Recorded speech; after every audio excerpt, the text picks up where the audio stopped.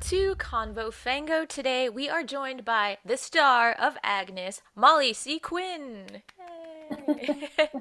Thanks for Hello. coming to hang out today. Yeah, super happy to be here. So tell us what Agnes is about. Agnes is about possession, whether you view that as demonic possession or emotional possession.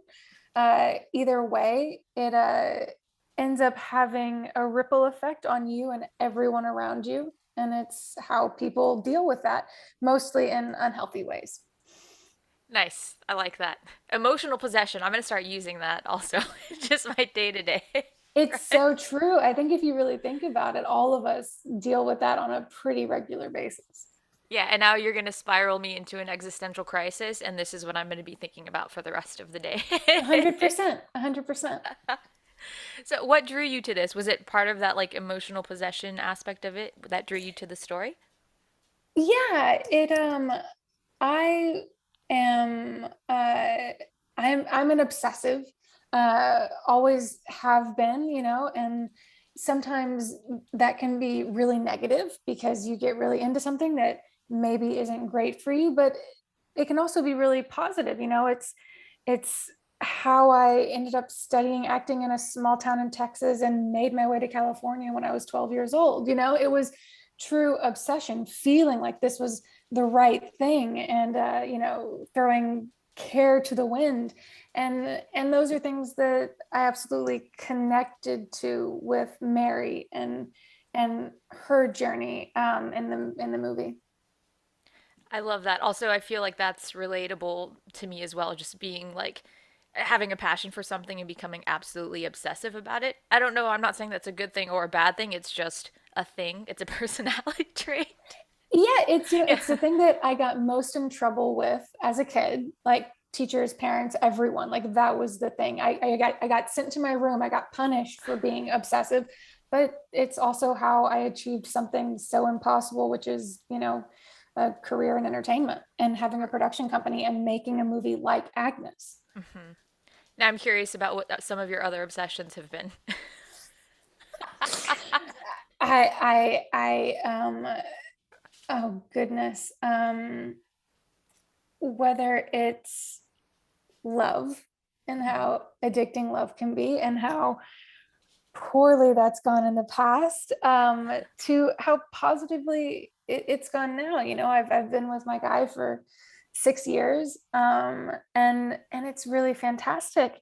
uh, I've been obsessed and not able to let go of past mistakes, which is really a useless thing because there's nothing you can do about it, Right. but it's just catching onto an idea and not being able to let it go. And I've worked on tools really for my own self-care to be able to say, okay, yes, that was a really awful thing that happened, but continuing to think about it, it's useless. I can't go Mhm. back. All I can do is try to make peace with it and move on. I love that. And I feel like you brought that into the character, or that kind of energy lends itself to the character. Also, I mean, we're dealing with possession, demonic possession in this as well. And there's like these really great scenes where it's like possession voice and it's like it's very scary, but it has like this really whimsical, fun kind of tone to it as well. Like the first few minutes, I feel like it's like it sets a tone and you're like, okay, I think I know like what the vibe is here. And then just like within a few minutes, there's this like it's like a record scratch almost, and then the whole thing flips, and then even like when the title card comes on and like just like the graphics for that, it fits like the record scratch tone, and you're like, oh shit, okay, this is what we're doing now, okay. Yeah, we tried to, give the audience a little bit of everything, Hmm. like we tried to play all the hits before kind of doing that record scratch and taking the movie into its second phase, which is Hmm. the aftermath of how everyone is dealing with watching Agnes go through her possession. I thought it was also really interesting because it's like is going to make me sound like an idiot, but I think if I can phrase this correctly, people know what I'm talking about. But it's this thing of like viewing a nun as like an entity almost. It's kind of like when you're a kid, the way that you see your parents or like a teacher. They're just a parent, they're just a teacher. But getting to, and like a nun is just a nun. And then you get older, you realize these people are actual people with like lives and feelings and things like that. So it's like, I thought what was cool about this movie, we get to see the nuns as people. We get to see your character as an actual human and get to know her as a person rather than just she's a nun in the convent and that's kind of it. Right. I totally know what you mean. And it was something really important to me and my partners, Alon Gale and Matthew Welty. I remember when we asked Zandy Hardig to come in and play Sister Honey, part of the reason we did that is because we loved her and her body of work, her silliness, her bubbly, contagious happiness. And on her first day on set, she, put the habit on and she kind of shifted and, she was being quiet and trying to kind of suppress herself. And my partner, Alon, went up to her and was like, hey, we want you to be you. Like the thing that we're trying to show is that, being a nun or putting on the habit is just part of who you are. It doesn't change you. Like we want you to be full Zandy, full Sister Honey. And as soon as we told her that, she was so excited to kind of let go. And it does, it brings just these extra layers to these women in this cloistered order who I think, especially because they're a closed off order who doesn't interact with the outside world, they would just become almost more self-actualized than ever because no one's telling them to tone it down. Right. I also got very excited to see Rachel True pop up on the screen. I was like, hey. I love Rachel so much. She's just a delight. I adore her.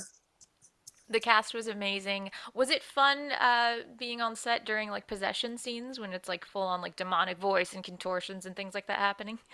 Absolutely.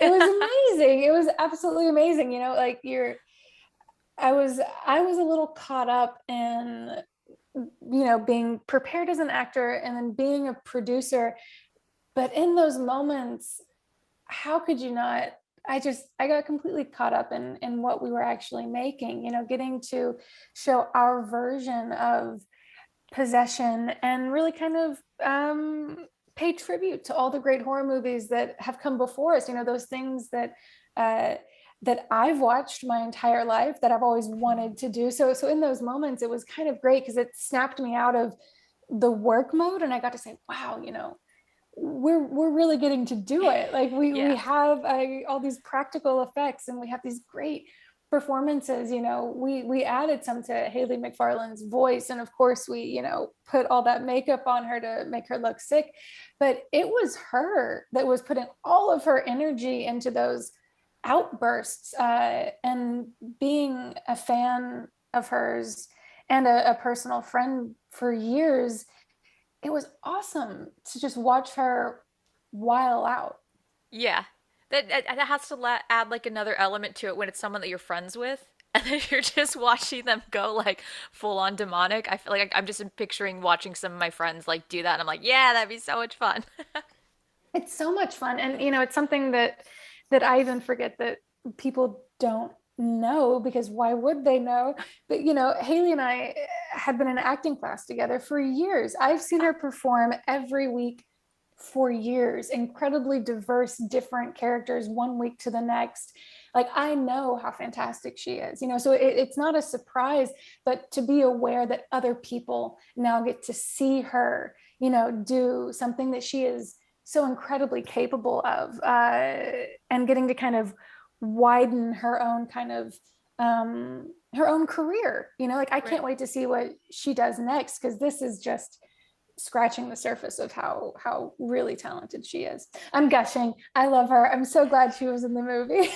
No, I love when I get to see people gush about like their team and the people that they worked with on a project. Like that's one of my favorite things, honestly. And I'm like, how cool you get to also like showcase and celebrate and have other people celebrate somebody that you're like very proud of and a fan of and a friend of, Like Yeah, isn't that just being real family? Like isn't yes. that, yeah, yeah, you get it.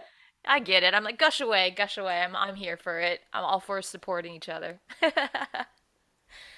There were really fun effects in here. I don't want to give away any kind of spoilers or anything, but there are some disgusting effects that maybe just be like, oh my god, like oh like you could like put your hands up to your face, you know, you like want to protect yourself from whatever is happening on the screen.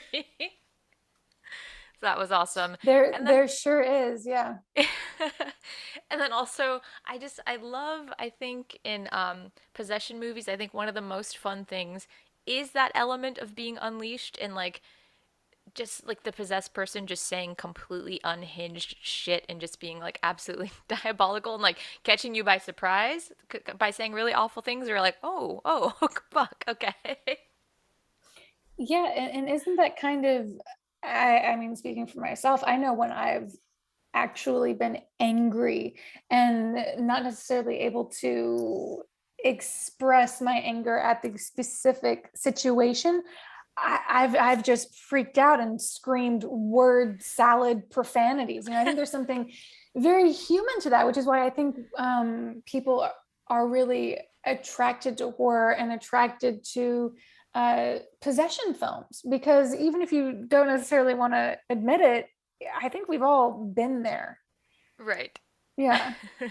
And it's kind of like freeing in a way, I guess, because you're like, oh, there's no filter, and that's not how we Yes. operate in society, you know. And then you're just watching Agnes just like saying these things to the priest, and you're just like, oh my god, like, Yeah. and to a priest of all people, like I would like that's not something I would ever say, you know.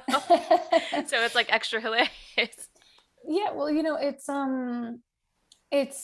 it's again, like you said, not just viewing nuns as nuns, not just viewing a priest as holy because we call them priest and they wear a collar.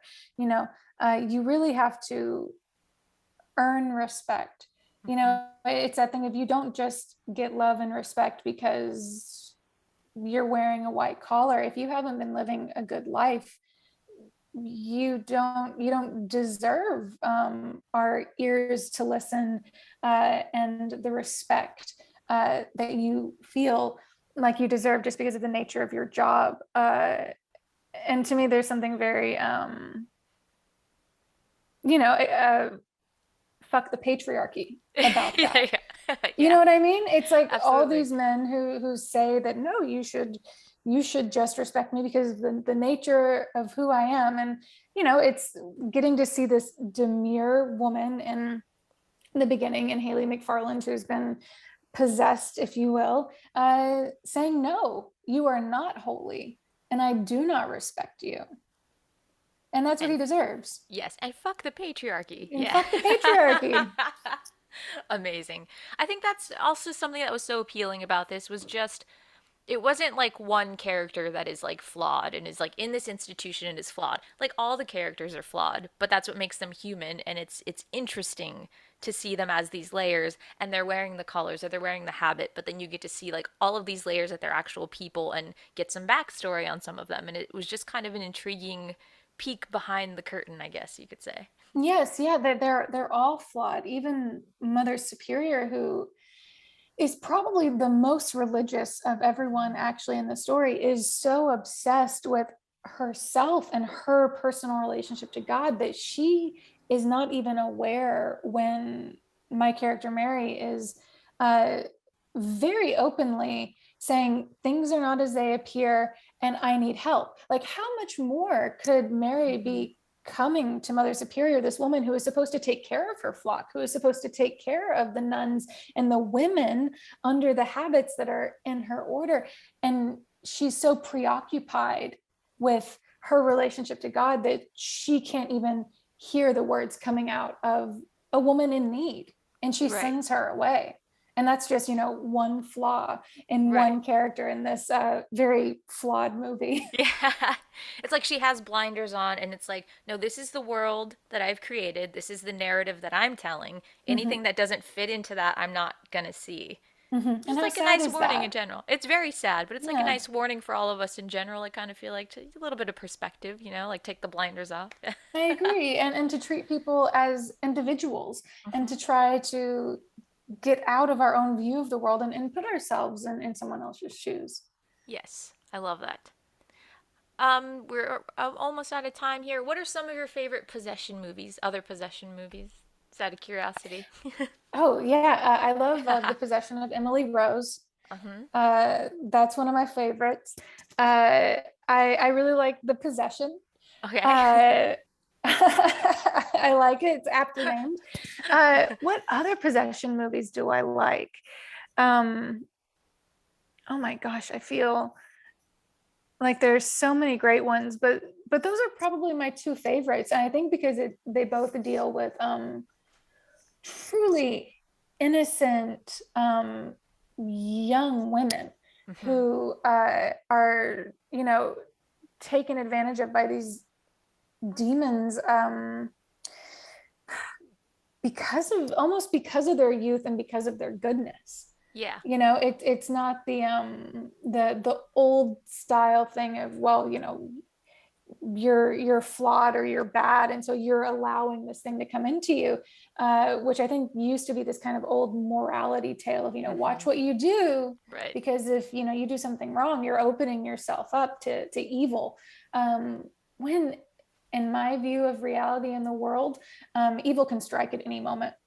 Hmm. Tragedy can strike at any moment, and it doesn't matter if you've been, the best person, most giving person in the world, or are extremely flawed.